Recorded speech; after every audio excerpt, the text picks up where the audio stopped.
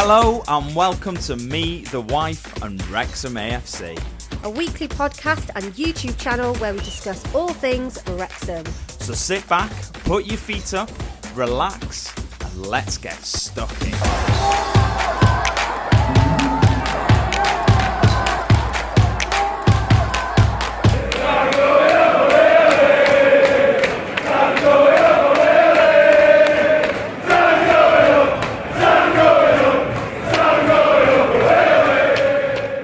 Hello and welcome to episode 185 of Me, the Wife and Wrexham AFC.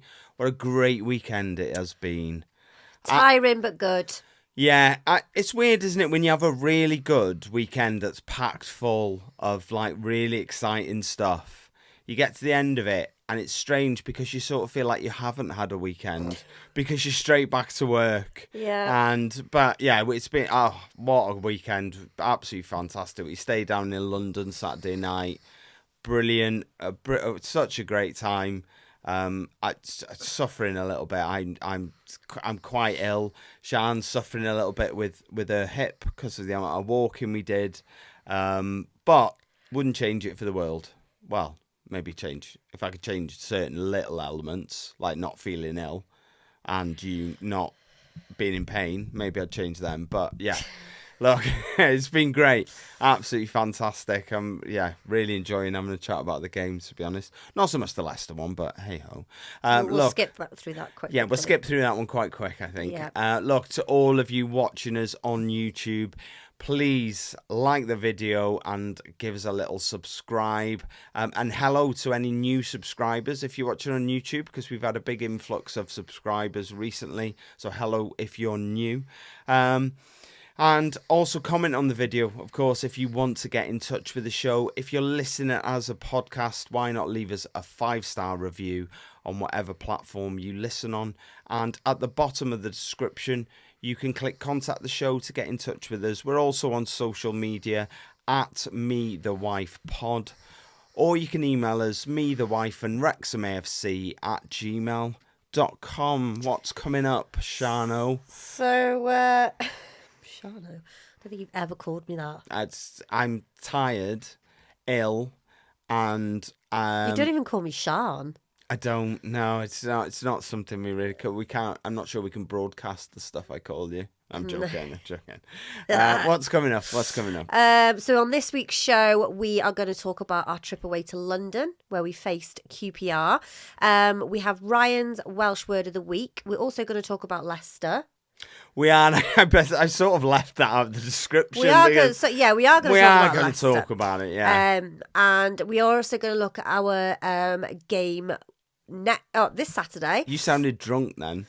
I know. I do. I do. You're sort of catching my cold as well. I'm not. I'm just extremely tired. Yeah. I hate sleeping in not my own bed. We were sort of talking before this, because we're recording this quite late Sunday night, because obviously we had to travel back up from London, and we had loads to do during the day. So we were recording quite late on a Sunday, which is quite strange for us.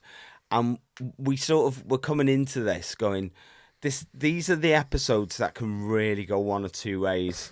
They can be awful, or sometimes we come out of them going, I'm not sure that was really good. And then we watch it back and go, actually, it's pretty good, that. So, yeah. Not to blow our own bubble, trumpet. Blow our own bubble. There we go. Stay tuned. If that's the sort of stuff you want, just stay tuned. I don't have to be tired to say stupid things like that. So, yeah, as I was saying, we're also going to look ahead at our game on Saturday at Hillsborough, where we face Sheffield Wednesday, which, again, we are going to that game as well. Yeah, we are. Yeah. We are proper little travellers. And also we've got quiz. Quiz. Look, let's have a little chat about a few things coming out of the club this week. I'll get your take on them. So it came out that one share had been sold in Wrexham for £47.8 million. Somebody had posted that on social media. What do you make of that? Are we under the assumption that that's Apollo? Is that the sensible assumption? It's probably Apollo putting money into the club, or are we assuming it's something different? I have no idea, to be honest. It could be anybody, but likelihood it is Apollo. And I think it's great because it's so, especially now, because we're obviously in we haven't got much time left in the January transfer window. But yeah, I think it's a good call and a good move. Yeah, it's on all parts, I suppose. Yeah, so we've got a week left in the window. We've obviously, one of the main rumours that we've had this week is Siddiqui Sharif, who's from Angers. He plays for Angers. He's French. Never heard of them. Angers are playing Ligue 1, so with PSG. Paris. What did you call PSG? Paris Saint-Germain. John. Paris John Man. Yeah, so they play with PSG. They're not great. They're not a great team. The rumour is that we're in with Crystal Palace to sign him. Palace have also made inquiries about him. Not scored a load of goals. I think 4 goals in 18 games. Although it is worth, bearing in mind he is playing in He's in a rubbish team. No, I'm not saying that. He's in quite a struggling team at the moment who aren't really scoring loads and loads of goals. Looks quick, looks strong. Look, I think Humphrey Kerr did his best in an interview where he tried to sort of go, he convinced me. Yeah, we were just as surprised to read and excited to read the rumour as everybody else was. Maybe he was saying he was kind of getting at the amount of money that we'd offered. Yeah, because they never disclose, do they usually, how much a player is being bought for? So maybe that's what he was doing, and he was trying to. Maybe who knows? He sort of quashed it without quashing it in a way. He sort of did it in a way that sort of went, I'm not sure you've completely said, no, we're not in for him. You haven't come out and said, no, it's not true. He sort of did it in a joking, playful way that sort of meant, oh yeah, we were just as surprised as everyone else, or just as excited as everyone else. That doesn't mean they haven't put an offer in for him. There's another, while we're on the subject of money, there is a rumour that, so Sharif is our number 1 target at the moment.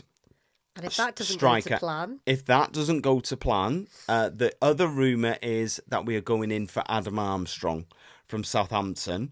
And that is rumoured to be around 15 million, which... is he worth it? He's played superbly well this season. Seen him play a lot. And, he's knocking goals in left, right and centre. Proven in the Championship, scoring goals in the Championship. So, for me, well, no, forget me. For you, if it was your money, and you were going to go for somebody, I'd go for a goal scorer. No, well, they're both goal scorers, aren't they? They're both strikers. What my point is, are you going for a 19-year-old who looks like he could grow and be exciting and big and powerful and fast? Or, do you go for the 27, 28-year-old who has played in the Championship for a number of years and is scoring goals against Championship teams, has played against Championship defenders before, on a regular basis? Do you go that way, or do you go a little bit more? No, it's not gung ho, because obviously they've done their due diligence and they've done their scouting, and they believe he's the well, we assume they believe he's he's a good target to go for. But is it too much of a risk at that price? If that price is the price. What was the price? So it's 12 million plus 7 million in add-ons. But that's again, it came from Pete O'Rourke. So just to name check Pete O'Rourke. Pete He O'Rourke's is usually right. He's pretty good usually he has his with little- he's got his little spies He's got out. his connections, hasn't he, He Peter has. Rourke? So 12 million is the initial fee, but there's 7 million of add-ons dependent on performance-related Stuff. whatever that might be. So, which way do you go? Do you go for a player that could potentially play for you for the next 10 years, or could come in, absolutely rip it up, and we could sell him for 40? I think... Or do you go for the proven, trusted, this guy knows how to play in the Championship, knows how to score in the Championship? I think with the younger players, I mean, the 27-year-old's not... No, he's not old in the grand scheme of things, no.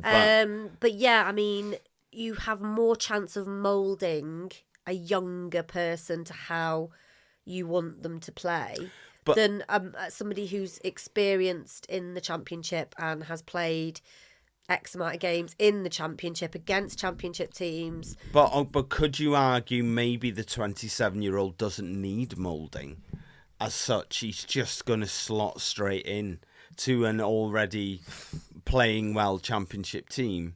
So, look, I don't know. I go back to the original question. If it's you, it's your money, what do you do? Do you take a punt on a 19-year-old who's playing in the top flight in France, or do you go possibly a little safer with somebody who is... Why go safe? So you go for the... I'd just go for a punt, yeah. Okay, yeah. Let's just think back to the last punt we took. And that was probably Mo Fowl. Okay, I'd go for the 27-year-old then. No, I'm not trying to change your opinion. I'm just giving you all of the facts. Mo was a young player at a Championship team. Is a young player. We'd seen something in and we thought, right, bring him in. We can do something with him. It hasn't worked out. Mo cost us 500,000, perhaps. I can't remember off the top of my head. So, when you make a mistake and it's cost the club 500,000, in the grand scheme of things, based on what we're bringing in revenue, it's quite a small mistake to make, I would say. If you go spending 19 million, and that doesn't work out, I would say that's a relatively big mistake. Yeah. I'm not saying I know the answer, because I absolutely do not. And, we don't know what the lad wants. The lad might want to stay in France for all we know. Is he French? Yes. None of this might be true. He might want to go to Palace if that's true, because he wants to go to a Premier League team. He feels like he deserves a move to a Premier League team rather than a second tier sort of team. So, look, who was sixth in the playoffs? Who knows? I think Adam Armstrong. I think I would lean more towards Adam Armstrong than I would, but at the same time, you pass something like this up, and you're in the running, and he turns out to be a superstar. Yeah. Then you sort of go, that's the point when you kick yourself, isn't it? And you go... Exactly. But you just don't know, do you? No. Anyway, we sort of went off on a tangent about transfers when we were talking about 47.8 million for a share. We don't know who it is. And I think the tangent was worthwhile because we really didn't have much more to pump into that. No. Just fact-based. That's what's happened. We're assuming it's Apollo, although it hasn't officially been said. But that's the assumption. Almost 50 million. I believe the rules are, and anybody out there, you feel free to correct me, but I believe the rule is you can spend 50% of any investment that you get in. So we're getting almost 50. We could spend half of that. So that comes out, 23.9 million we could actually go out and spend officially within the FFP rules. But there we go. Oh yeah, those there rules. We go. Look, Matty James, he's committed his future to the club until the end of the 26-27 season, so that's till the end of next season. good. I think he's been a little bit of a revelation. I think for me this season. I was just gonna say, I thought that when he, because he came into us League Two, didn't he? League One, sorry. Yes, he did. Yeah.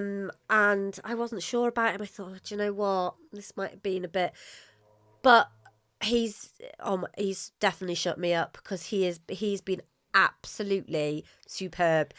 A lot of the players have like proper stepped up this season. Not saying they were rubbish to start, in League One or League Two, whatever league they came to us in. But Matty James, he has been a bit of a dark horse. Yeah, 100%. I think I completely agree.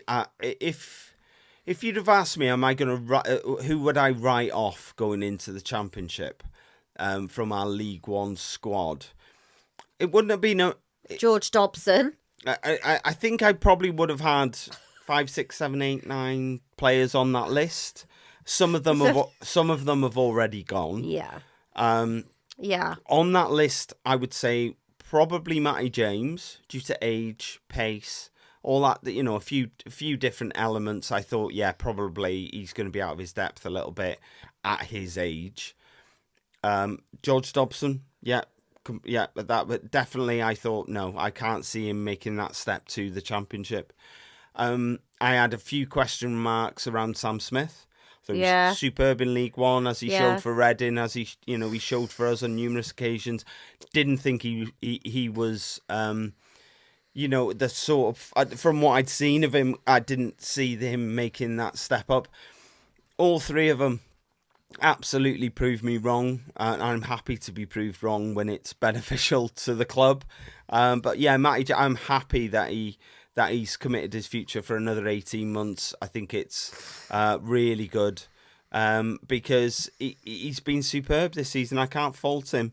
1 or 2 off games, but who hasn't in that squad this season? Matty James has even had off days. It's literally what I just said. Yeah. Oh, I thought you just said, like, George, they haven't had. No, he's had, but they all have. They all have at some point. So I'm really happy that Matty James. Well, as a collective, they have as well. To be fair. Yeah, that's literally what I just said as well. No, I mean not. I mean the team. Let's move on. I hate you. Right? No, you don't. Don't say that. Don't take it back. I'm not continuing. Well, we're not continuing then because I'm not taking it back. So, Wrexham women. I'm not joining in. Wrexham women actually got 3 points today in their game. Oh my God, I'm sorry. I don't hate you. Yeah, thank you. Right, okay. No, you don't. Stop it. No, I don't. Yeah, Wrexham women have earned themselves a place in the, I can never say this, Gennaro Adran Trophy. Final. Yeah. Which is going to be on February the 22nd. And they went away today because obviously we recorded on Sunday and usually we don't get to... Yes, exactly. We record Sunday morning. The women usually play Sunday afternoon, so that's why we don't talk about the women very much. But they've earned 3 points today in their game. Yes, they did, 100%. And they're in the final on the February. This is awful. February the 22nd. They beat Britain Ferry 6-0 in the semi-final.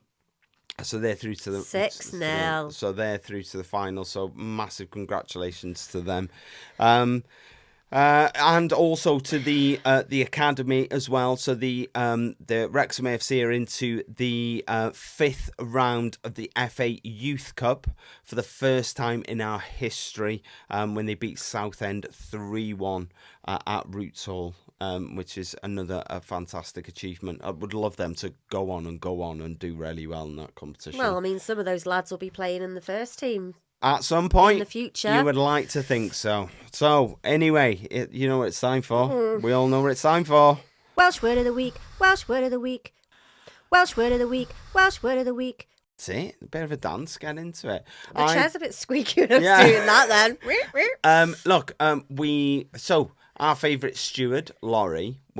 So we were away at QPR. We saw him. We had a little chat with him, and he sort of has an idea for a slightly different jingle, hasn't he? We're not going to say too much. Slightly different jingle for Welsh Word of the Week.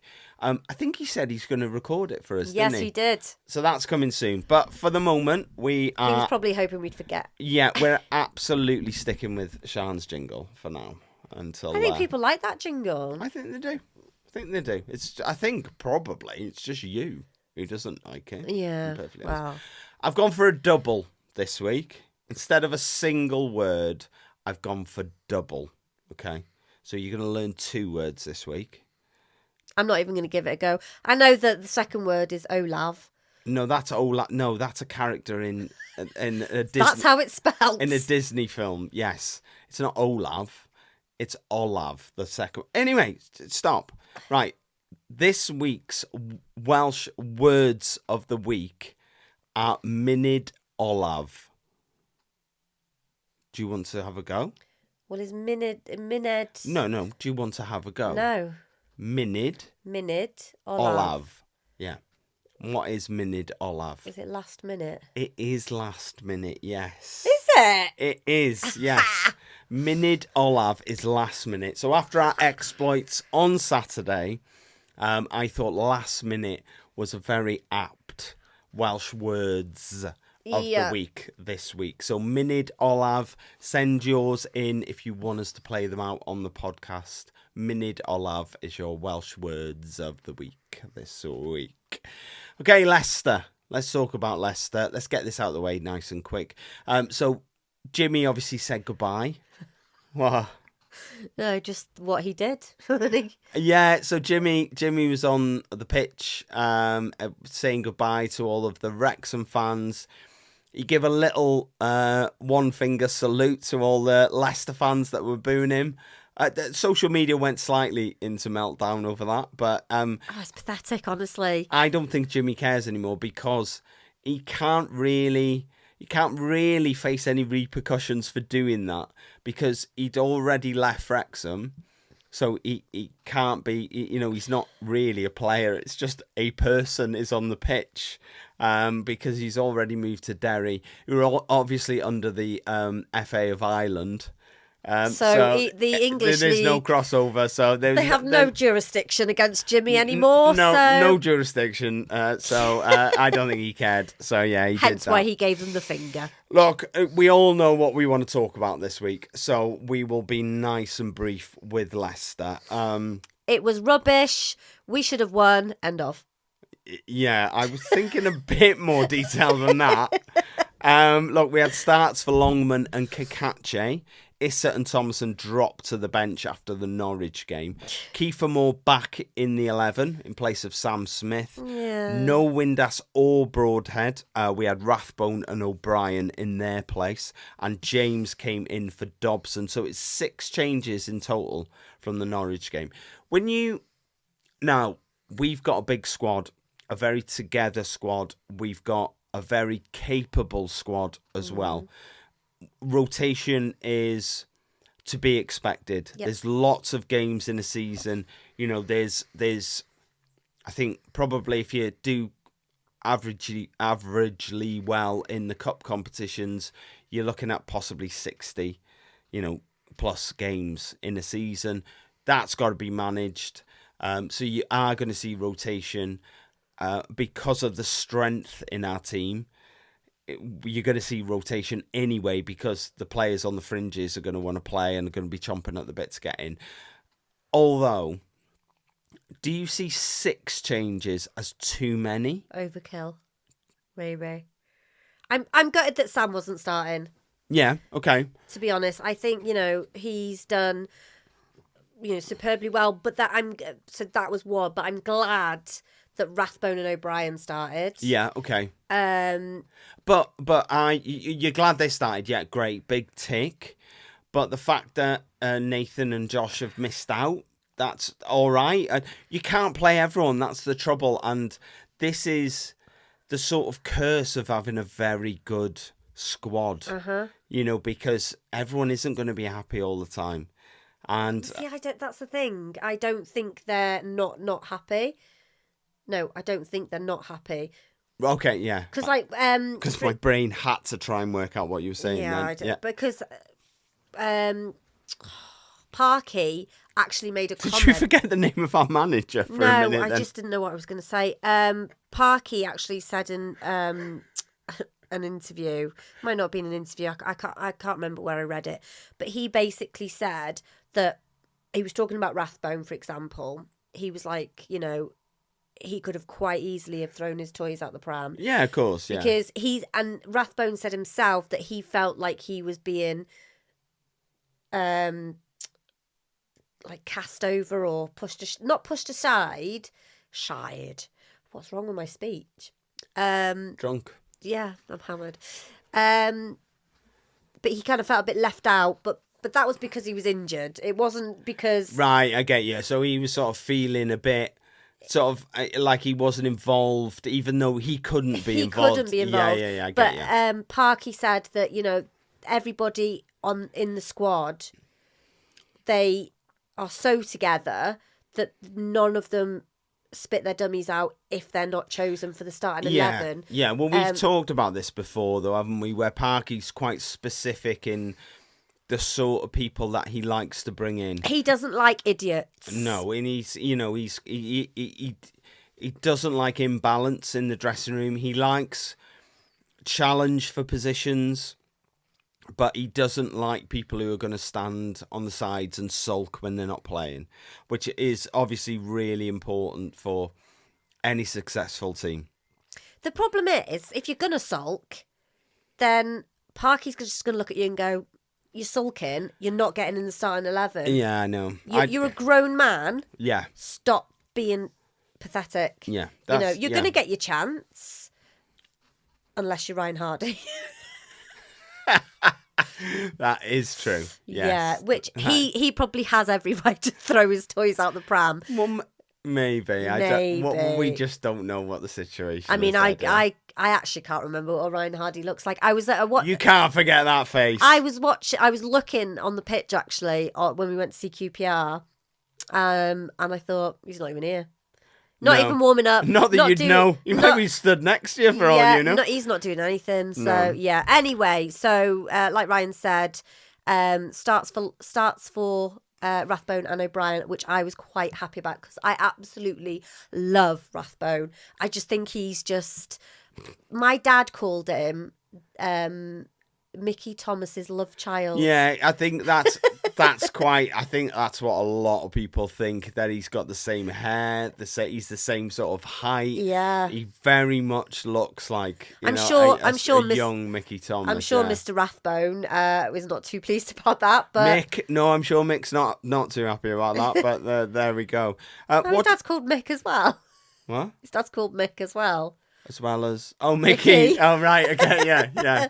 I think so. Yeah. What did you make of Leicester in all? Do you know what? This is why I'm so annoyed about this game, because they came to the racecourse and they just looked like they couldn't be bothered.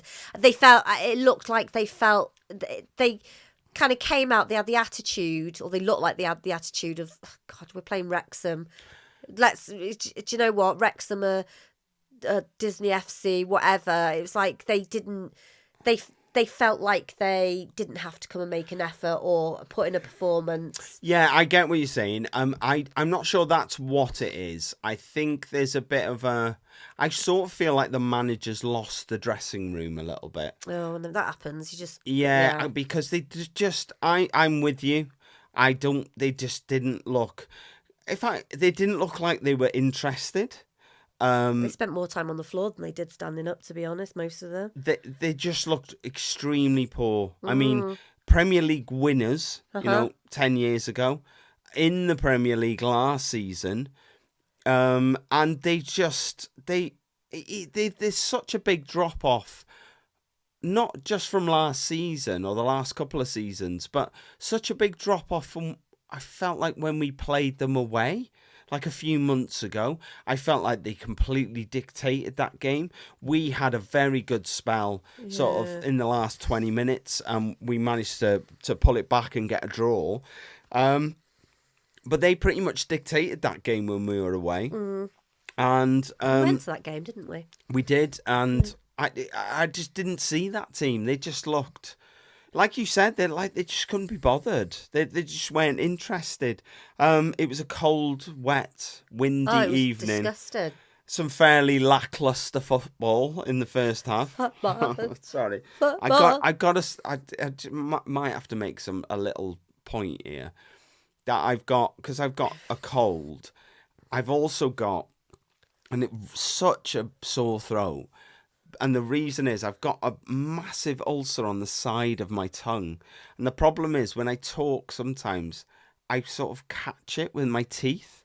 So then you get scenarios like just then when I go football like that because I've bit it and it's horrible.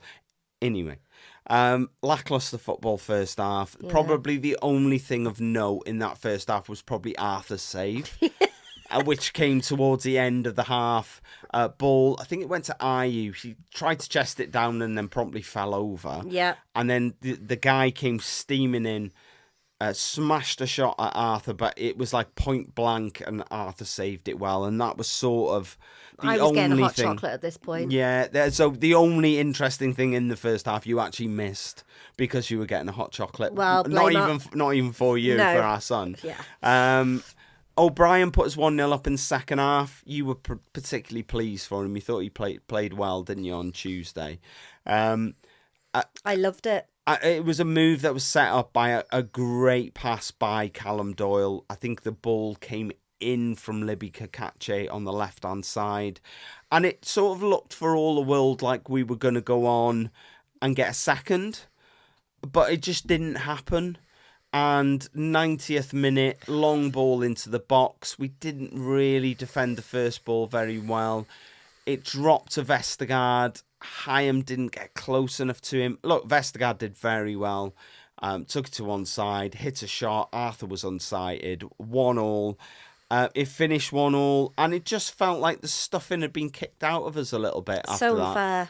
So unfair. Football is sometimes. It is, but just go and ask QPR. Do you know what I mean? It's sometimes you think you've got something, and you know the Championship especially just has a way of ripping it out of your grasp when you least expect it. But yeah, that's fine. I get that, but in this instance against Leicester, I genuinely thought from the game where we played Norwich on the Saturday to that game on Tuesday, there was a massive difference. Yeah, there was. And it was like the first few minutes, I think I leant over to you and I said, this is how they should be playing. I said, this is a massive... and I think it was the 13th minute, you said, it's better already because nobody scored. Because we hadn't conceded, We hadn't conceded a goal. But yeah, I'm not going to lie, I was disappointed. I was disappointed for the lads, really, because they'd held on for that 1-0 for so long. Yeah. And then all of a sudden, it was like... taken away. But there is an argument of, it sort of comes back to the argument of, when you're on top, you should be killing games off. And they didn't look good enough to take a point off us. No, they didn't. We should have... I think they got booed as they were going up, like in half time. Yeah, they did. Yeah, and, because... we had enough about us on the night to have put at least another one past them and put that game to bed before it got to that point. Just a little stat. That is 15 points that we have dropped in the last 10 minutes of games this season, that's disappointing. We've dropped 8 points from the 90th minute onwards in games. So, it happens in football. I get that, but it's sort of wish that if we just had held on for some of them, that especially the 90th minute onwards, you sort of go. It's the clutch time when you just need to dig in deep and hold on. And it's weird because I sort of felt it coming on Tuesday. I really did, where we did feel like the better team. And it just felt like one of them nights where it just wasn't going to be our day. Do you know what I mean? And it wasn't in the end. But anyway. But we move on to Saturday. Rue QPR. Yeah, Loftus Road. Do you know what? I don't know what to say about it, to be honest, about the stadium. It was quite oldie worldy. The concourse for the away fans, don't know what it's like for home fans because I don't care because I wasn't in there. But away fans, it was like, especially leaving, it was like herding cattle. Yeah, it was. Look, we stayed over, like we said before. We stayed over Saturday night. We need to tell a little story. The hotel story. Oh, let me tell the story. Right, we left Wrexham at 7:30 in the morning. It was probably a bit later than that, actually. And we arrived in London at about 10 to 11. So we had a few hours before we could check in, but we were allowed to go and leave our bags there whilst we went to the football. Anyway, we went upstairs to reception. Gorgeous hotel, so lovely. We went up the escalator, and I mean, does escalators shout luxury to you? Not really. No. Anyway, we went up the escalator and we spoke to the guy at reception, Omar, his name was, or Omu. Wow, you know how to drag a story out. You do. Well, you know. And we basically said, can we leave our bags? And he said, your room isn't ready, but why don't you check in and pay and do all that kind of stuff? And he upgraded us, right, to a superior apartment. What he actually, so we had a I'm so bad at telling stories, I'm really sorry. It's awful. So we basically had a standard room. You know, we were only there for one night. We weren't gonna, it's a nice hotel, but there was no point in us spending a lot. If we were there for a few days, yes, fine. What they actually upgraded us to was the best room in the hotel. 8th floor. Top floor. We're on the top floor of the hotel. And yeah, it was basically an apartment. And we did check how much it cost per night. I'm not going to say it, but it was... so the price of the room that we stayed in was 4 times the price of the room that we'd actually paid for. So, look... It was funny when we walked in, though. Complimentary minibar. So yeah. That was lovely. Popped the bags on the bed, had a beer straight away. And it was just... Look, it was one of them lucky moments where you go... The only reason we got it is that... if these rooms are still available on the day, the hotel will upgrade a certain amount of people into them rooms because they feel they have a better chance of selling the standard rooms on the day than they do on the superior rooms. So who cares what the reason is? We were just there at the right time. However, we did walk into the room. And think, where was the bed? We literally opened the door and it was like there was a sofa in there and we were like, well, that's Alfie's bed, but where's ours? Didn't realise we had multiple rooms. So look, it was fantastic. So yes. Huge kudos. It's the just for we're not sponsored by them, but the Marble Arch Hotel. If you want to Google it and have a look, 'cause it's really nice. Yeah, it's a Thistle Hotel, but lovely. It was lovely. It was really nice. Anyway, let's go. I think we've plugged the hotel way too much there. Look, we got to the ground. Typical London ground, right in the middle of a load of houses. They no real room for expansion because there was a big tower of flats. I would say about 20 meters away from one of the corners. Yeah. Very tight. Typical London. We walked into the ground. We had a couple of drinks and then we went to our seats. We sat down and our son said to me, he said, I think this is the favourite ground I've been to. Really? This season, yeah. Why? Because, and I was exactly the same. I was like, this is the best ground that we've been to this season. For me, the reason for that is because it's a little bit old school, and it doesn't look like any other ground that we've been to. No, I suppose. So if you we went to Southampton, we went there, and then I think the next away game we went to, I think, Was Leicester. Correct me if I'm wrong, was Leicester. I think it was Leicester, yeah. We sat in our seats at Leicester, and our son went, "This just looks exactly like Southampton with different colour seats." And he was not wrong. It was like a carbon copy of Southampton, just with blue seats instead of red. It was. So when we walked into QPR, I think our son was a little bit taken aback of like, "Oh, this is different."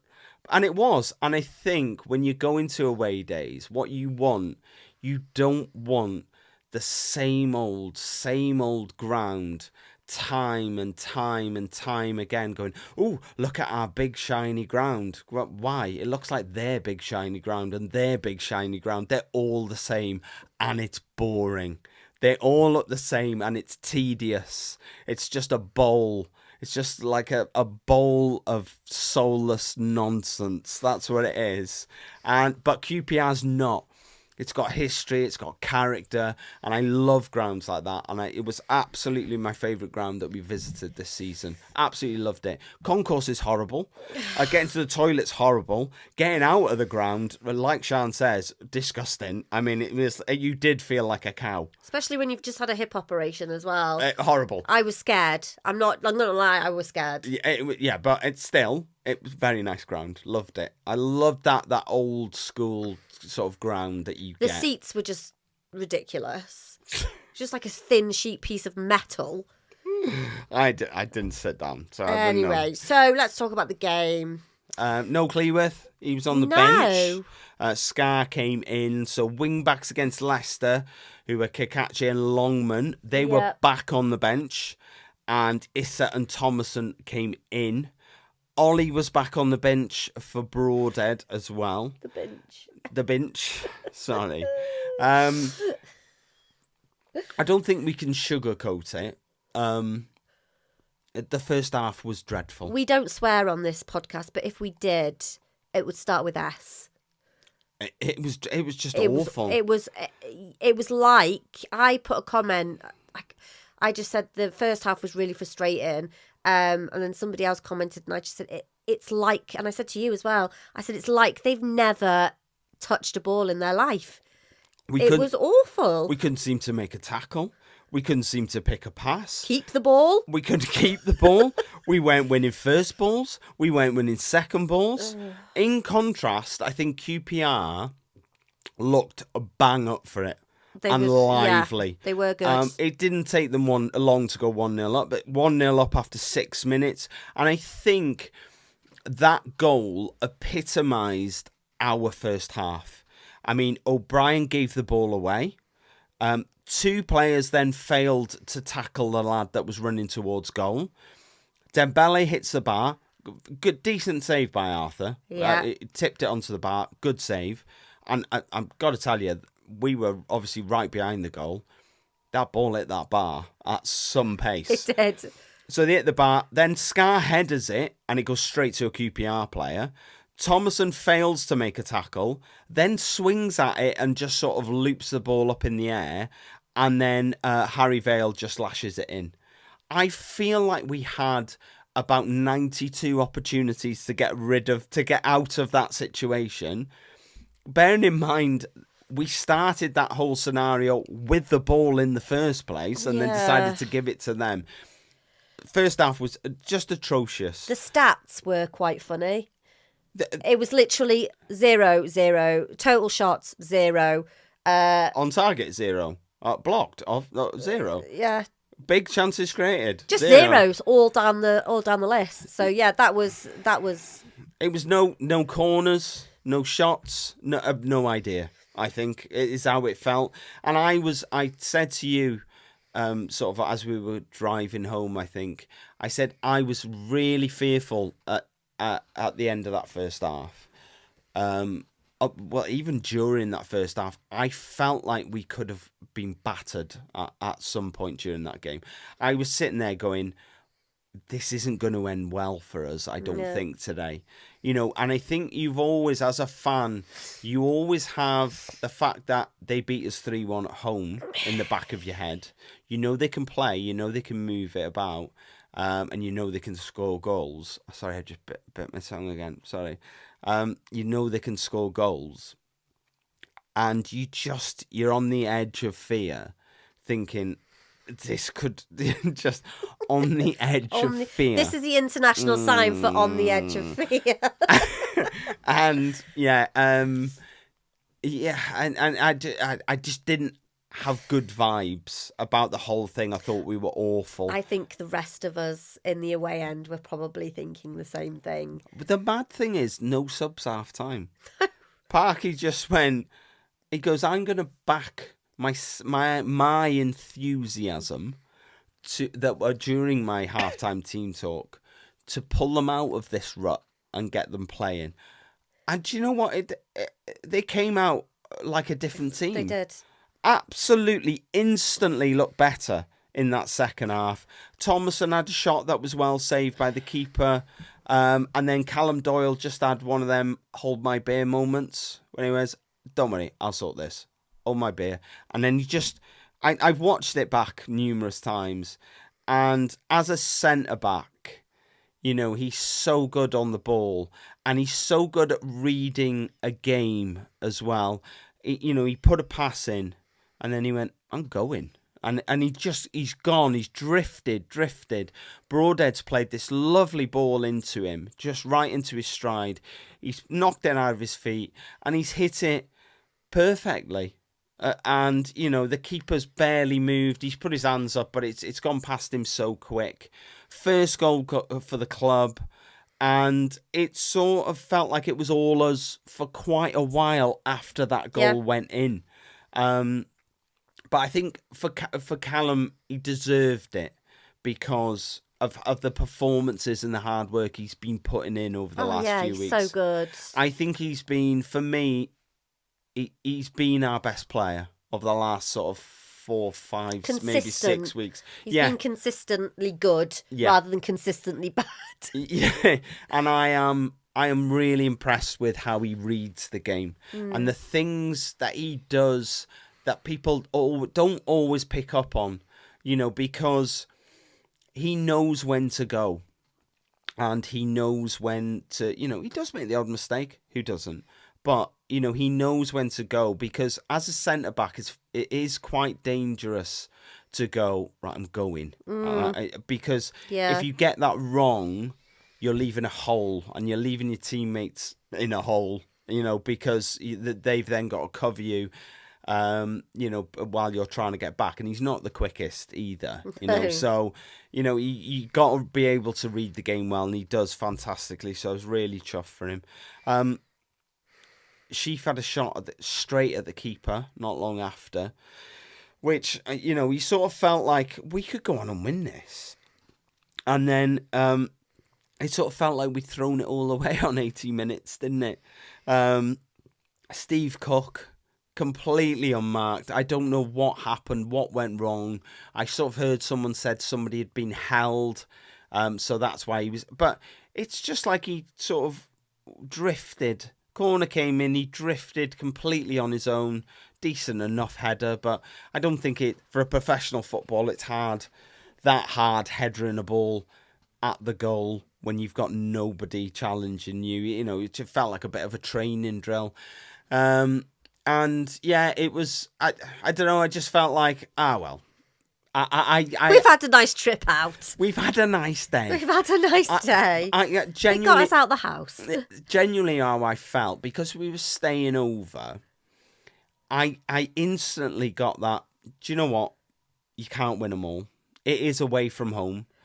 And we've got the rest of the weekend to look forward to. We're going to leave this. We're going to go and have a good time as a family. It's all right. It's not going to ruin the weekend. It's slightly tarnished it, but it's not going to ruin it. We're still going to go. And that's, my mind was just doing that. My mind had drifted off then. It's just like, you can't win them all. And I just sort of, that's where I was going with it. I think Windass came on and looked superb. when he did. There's been lots of chat about Windass, hasn't there, on social media and stuff like that, about his sort of demeanour and how people don't think he looks completely happy, especially, we'll come to it in a minute. We'll talk about Josh. I thought he was superb when he came on. I don't know how to say this guy's name, but Mbengu? Yeah, sounds right. Look, he got sent off on 90 minutes. A ridiculous second yellow card. I mean, he came out on, I think it was Instagram, and apologised to all the fans, which I think that's the very least he could do, because he was on a yellow from the first half, which I thought was soft. And then I saw it back, and he was quite lucky, really, because he really sort of lunged in on a tackle and got a yellow. And then to be on a yellow and do what he did for the second one's just idiotic. Mm-hmm. And, he was giving it the big one when he was going off to the Wrexham fans as well. And it's sort of like, the fact that he's come out and apologised later on, I think that's the very least he could have done, because it was just stupid, to be honest, because... Throwing away the game like so. I'm not sure. I think you would... If we were going to do what we did, you'd fancy us doing it Anyway, but yeah. It now looks more like, well, it's his fault, and it maybe it is. I don't know. I don't care. Windass had a shot saved and out for a corner, and it was sort of rinse, repeat, and do that again. He had another shot. I think it was headed over. Another corner. Cross comes in, and it ended up falling to Windass with the most perfect piece of finishing sort of, expertise you're likely to see. The ball's really high, gets over it, puts it in, zero celebration, which he doesn't tend to do anyway. He's talked about this in interviews in the past, where he's not the sort of guy who runs around and cheers like Ollie. If you juxtaposition the two, he's not that sort of guy. He'll score. He'll sort of go, right, scored, let's get on with it.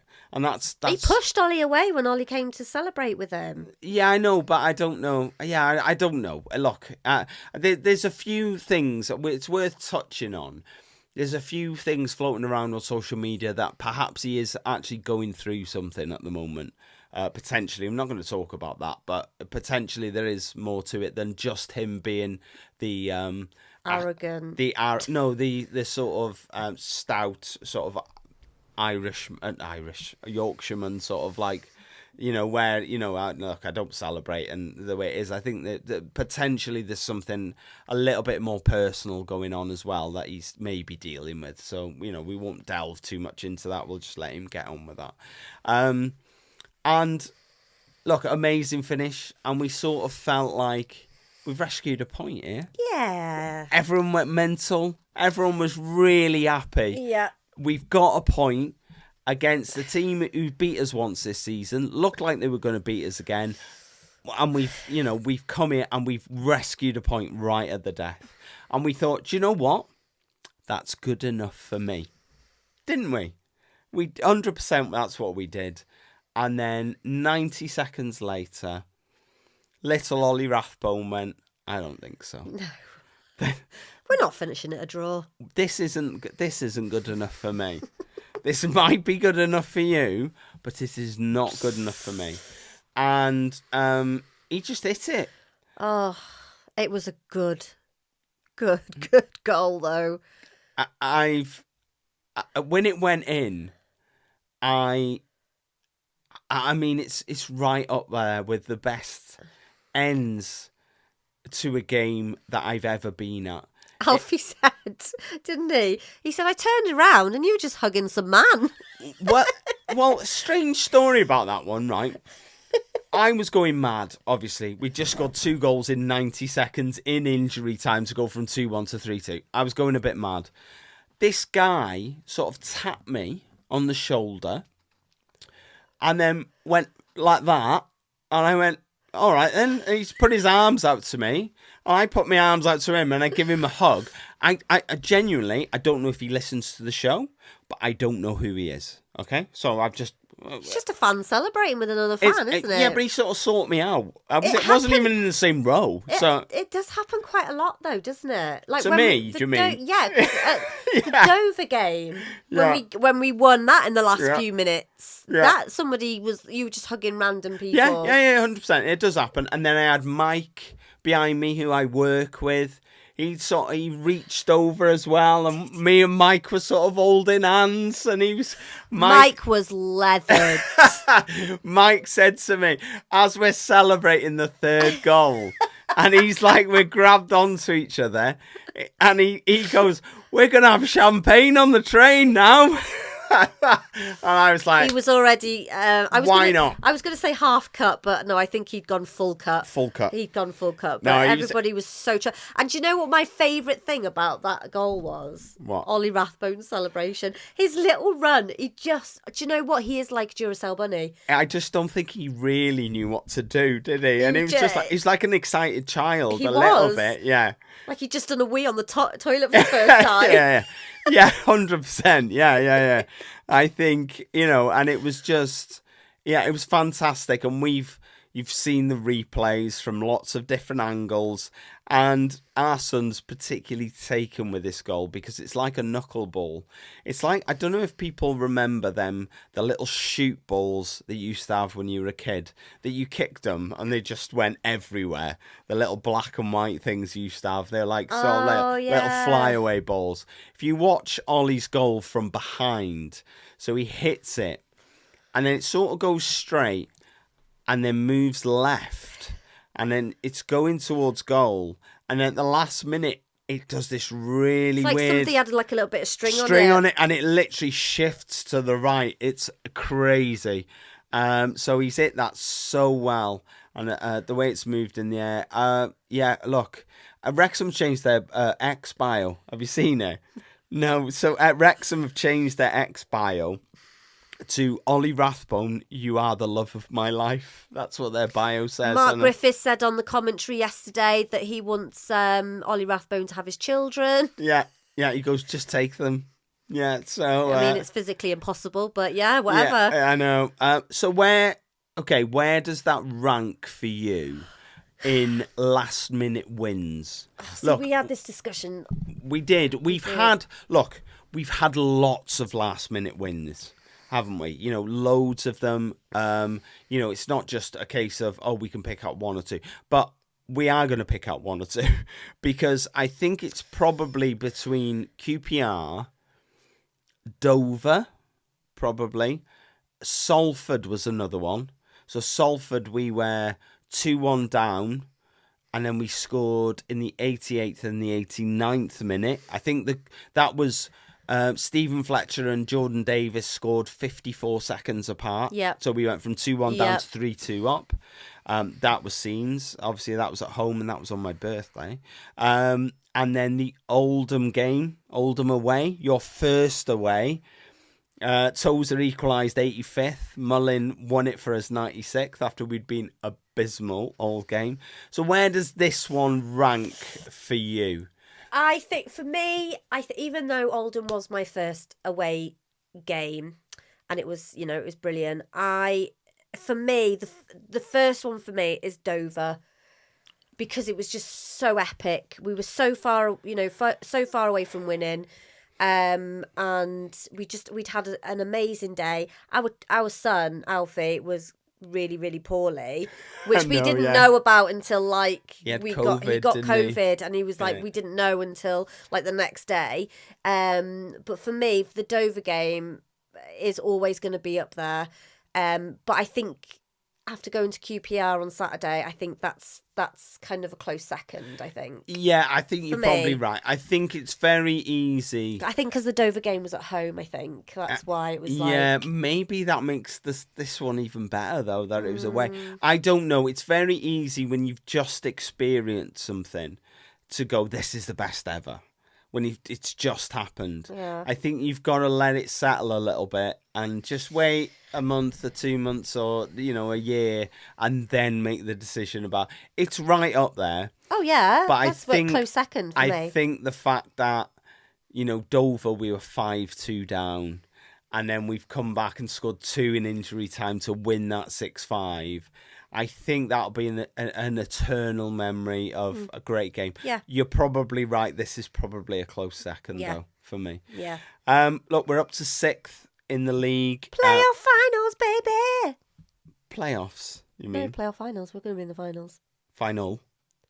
There's only one of them. I know, but It's not multiple. Oh my God, I take back what I just said. Playoffs. The playoffs. The playoffs. We're in the playoffs. We are in the playoffs. At the moment.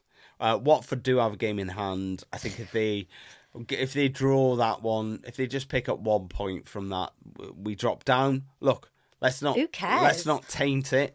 We are in the playoffs. We've been in the playoffs for 24 hours at least. Yes, they're not playing again this weekend, so we're in for a week. Don't worry, we're in. There you go. 3 of our next 4 league games are all at home. No, that's a terrible sentence. 3 of our next 4 league games. I was going to say, because the one on Saturday is away. Yeah, I literally said 3 of our next 4 league games. You didn't, you said 4 of... 3 of our next 4 league games. Look, the reason I'm repeating it... Shut up, woman. The reason I'm repeating it... I said 3 of our next 4 league games are all at home. What I meant to say was 3 of our next 4 league games are at home.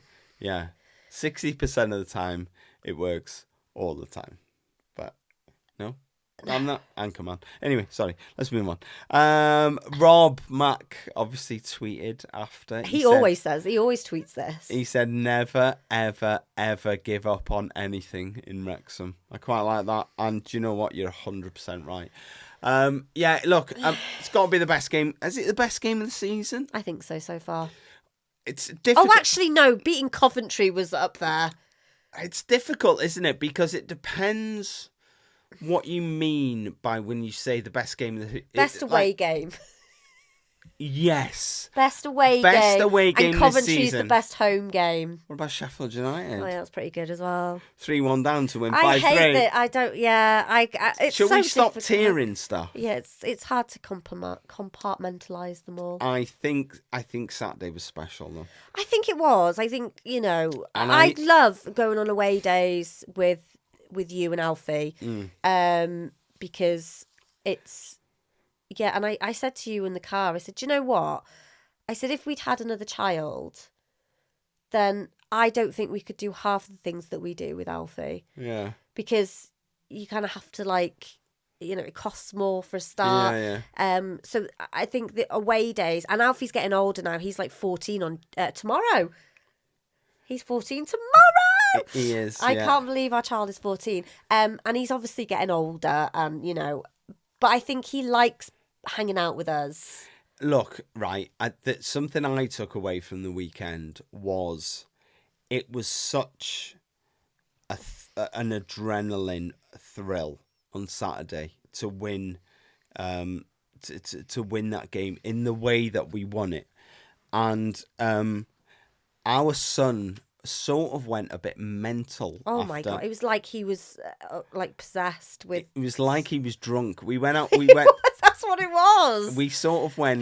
We went for some food, and then he wouldn't stop talking while we were having food. And then we went to the shop, and then we went back to the hotel, and we were in the hotel room, and it was like he's been drinking all day, and he was just talking, jumping around, dancing, and he's not really that sort of kid. He's a bit mad because he's like our son, but I mean, but he was just like he was really, and I think it genuinely, what I think it was is that the adrenaline from the end of that game hit him so hard that it just sent him a bit crazy. And I think he had a bit of an adrenaline sort of overload. He literally crashed out not long after that, though. He did. Yeah, 100%. And I think, I said to him after, I said, look, whether you carry on watching Wrexham for the rest of your life or whether, you don't, whatever, you will always remember this day. And it was one of them days. And I think in 10 years, we will look back. There's certain games that you will look back at. And you will obviously look back at the Charlton at home and the Forest Green at home, them and the Boreham Wood game and the Coventry away, and there are games that, for obvious reasons, will stick in your mind. I think this is one that we'll remember for a long time. Yeah, really, I really do, and it's probably a 1 in 50. 1 in 100 maybe, that you go to these away games and you travel around the country hoping for a day like you got on Saturday, and we were lucky enough to get that. But people put in the hard yards and go every single week to hoping for this, and they don't come around very often, so you've just got to enjoy them, wherever, and just be grateful that we were there for that to happen. Yeah, it was amazing. It was absolutely amazing. Look, quick fancy EFL update. We have Wilcox. I can't think of names anymore. Ian said to me on Saturday. Ian's in second. Ben Parker's in third. Continue. Ian Dougal, who we met a long time ago. We've met him quite a few times now. We met him a long time ago, but we've spoken to him quite a lot, and his dad. And he came. You were talking to Ian's wife. I was, who had never met before, I don't think.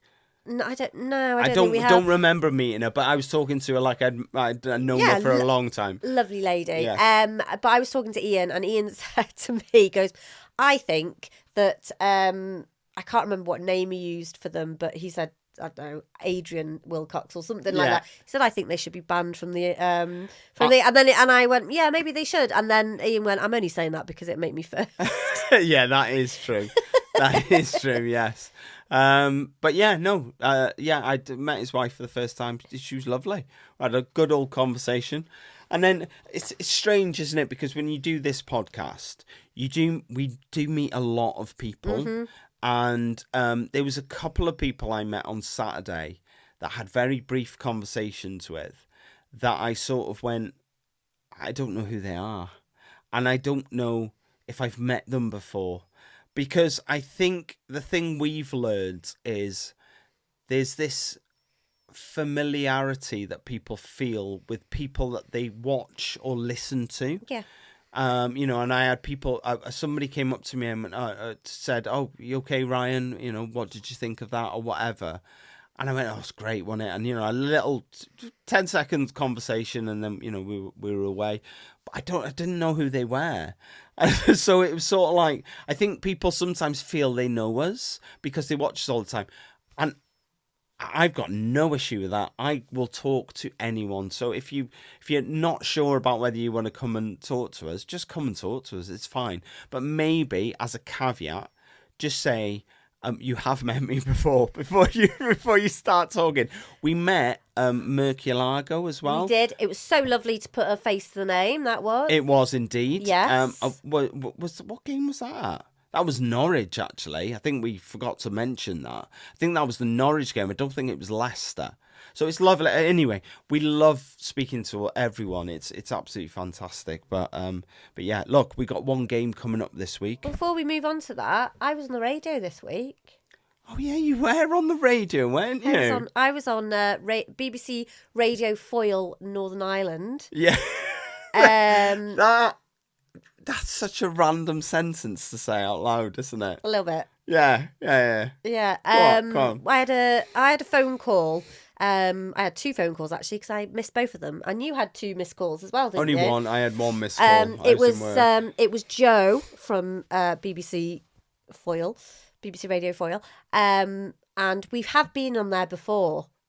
Have we? Yes, we have. I think it was when James McLean came to the club. Yeah, so BBC Radio Foyle basically covers Derry. So when James McLean signed for us, I will believe what Sian says. I don't remember doing it. We were on the radio discussing James McLean's signing, and because he'd left the club now, they wanted us both to go back on to discuss his departure. I was working, so I wasn't able to do it. So I sent my assistant to go do the interview. No, I'm joking, obviously. I said, Ryan's working. Unfortunately, he can't get away because I think you were doing your college stuff. I'm doing a diploma, so I was doing that. So I said, look, I said, if you want, I said, I'll do it on my own. I said, but please don't ask me anything really difficult because I don't want to look stupid on the radio. No, and you were great. You were great. I listened to it after, and I thought you were really good. One thing I felt like the interviewer slightly threw you under the bus, where she asked you the first question, you answered it.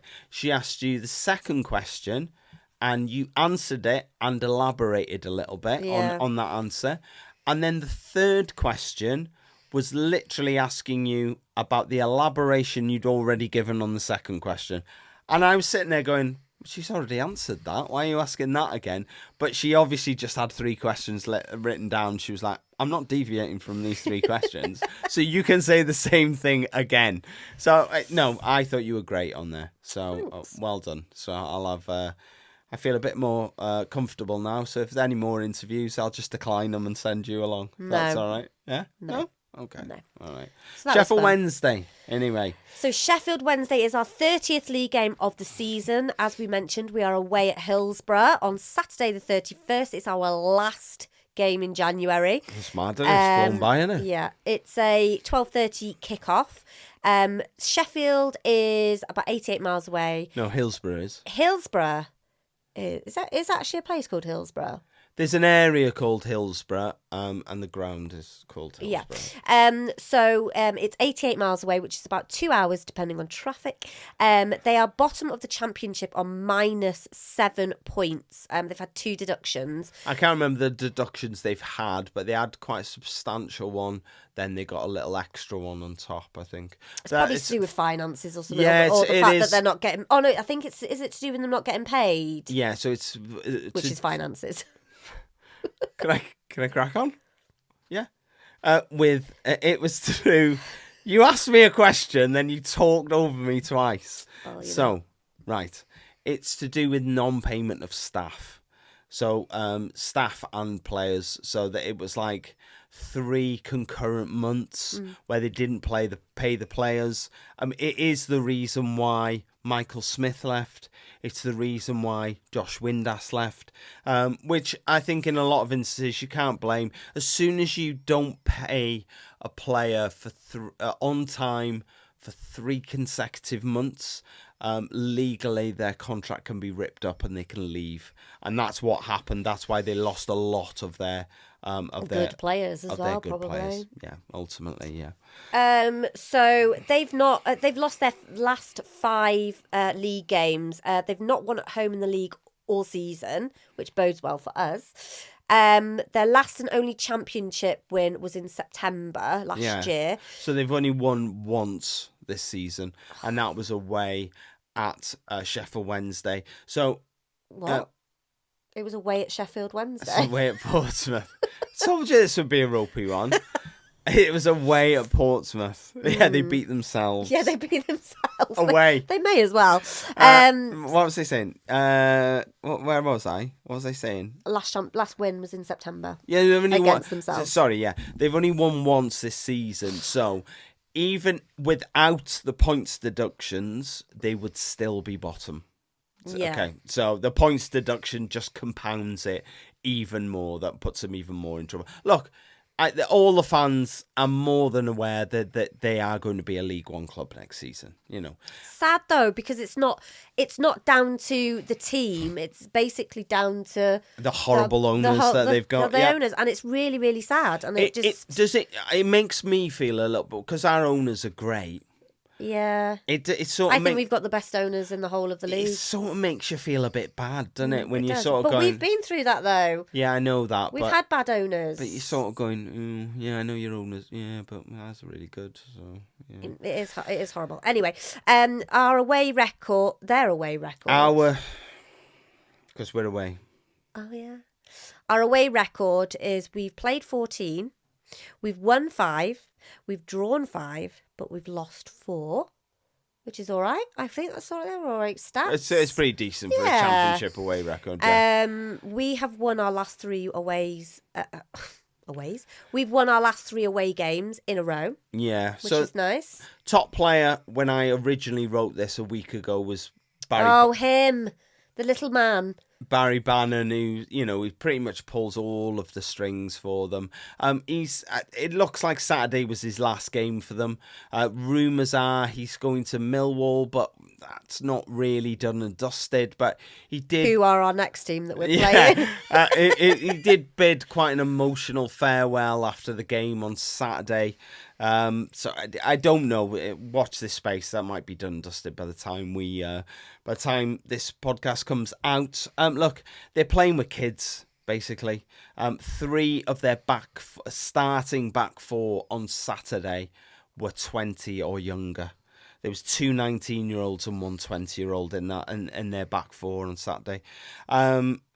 Last played them on the 23rd of August when we drew 2-2 at home. We were 2-0 up at half-time and we just threw it away. That was one of the moments where Barry Bannon went, look, I'm taking this game by the scruff of the neck, and he did, and he just run us ragged. He did. But predictions?